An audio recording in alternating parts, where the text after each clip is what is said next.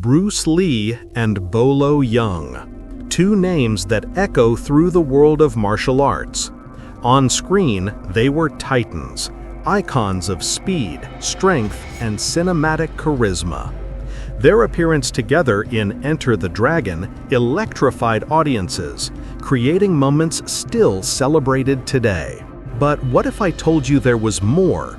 A real fight, away from the movie cameras. A hidden moment where philosophies collided, where speed clashed with raw power. This is the story of the real Bruce Lee versus Bolo Yeung. What happened behind the scenes, who came out on top, and what this fight revealed about martial arts itself.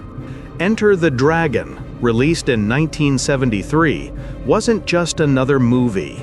It was Bruce Lee's masterpiece, his chance to introduce his philosophy and his art to a worldwide audience. Originally, Bruce planned a spectacular fight against Bolo Yeung.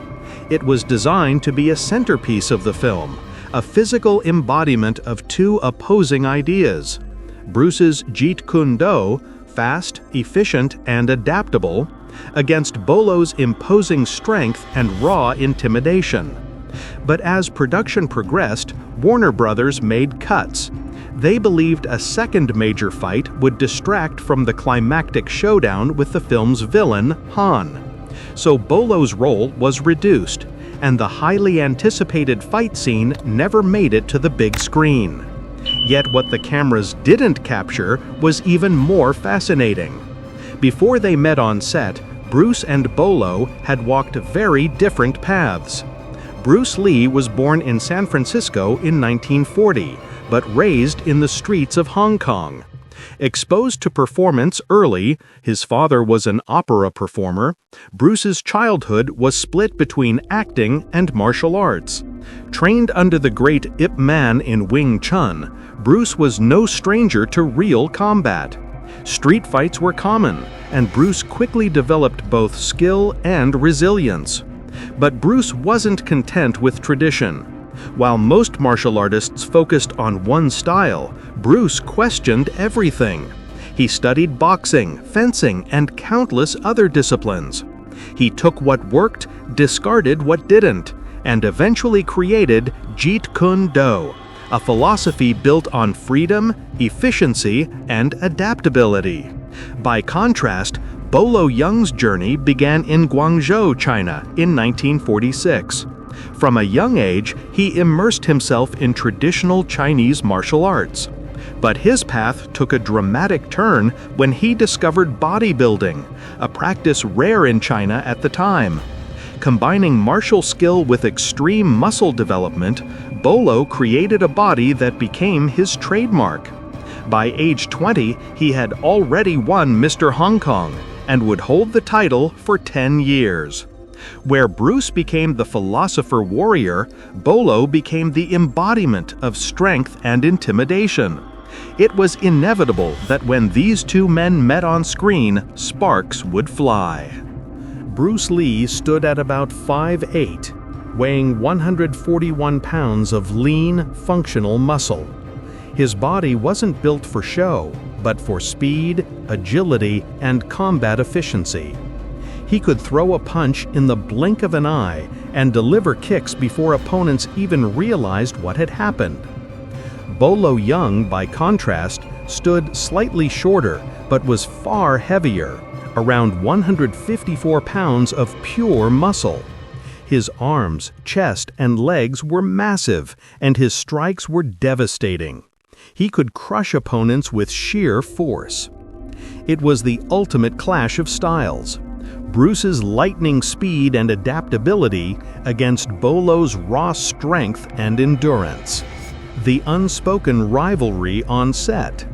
The set of Enter the Dragon wasn't just a film production, it was a gathering of some of the best martial artists of the era. Alongside Bruce and Bolo were legends like Jim Kelly, Bob Wall, and even young stuntmen Jackie Chan and Sammo Hung. Everyone could sense the tension between Bruce and Bolo. Their contrasting styles became a silent competition. During breaks, Bruce would demonstrate his famous one-inch punch or lightning kicks, stunning everyone with his speed and precision.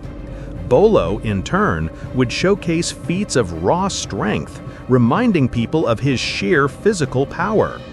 As filming went on and Bolo's role was cut down, that tension only grew. It was only a matter of time before words turned into action. When the fight scene between them was officially scrapped, Bolo made a bold move. He challenged Bruce to a real sparring match. Bruce accepted instantly. For him, this was not about pride. It was about testing skill and proving philosophy. There were no cameras, no rehearsed choreography, just two martial artists stepping into a raw, unfiltered fight. Bruce opened with what he did best: speed. He controlled the pace, darting in and out, landing precise strikes before Bolo could react.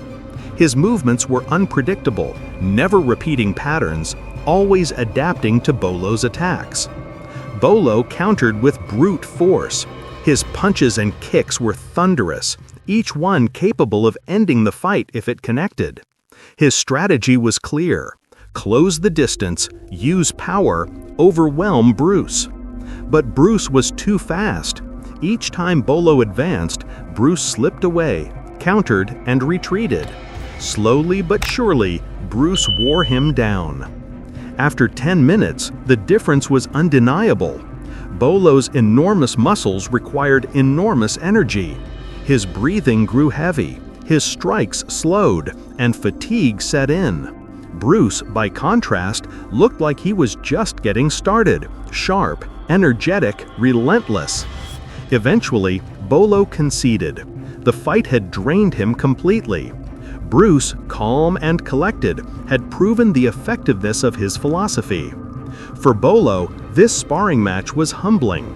His strength was undeniable, but it came at a cost. Carrying so much muscle meant his endurance couldn't match Bruce's. Power alone wasn't enough to win a prolonged fight. For Bruce, the fight was confirmation. His Jeet Kune Do, focused on adaptability, efficiency, and conditioning, wasn't just theory. It worked in practice, even against an opponent as powerful as Bolo. Witnesses were left in awe.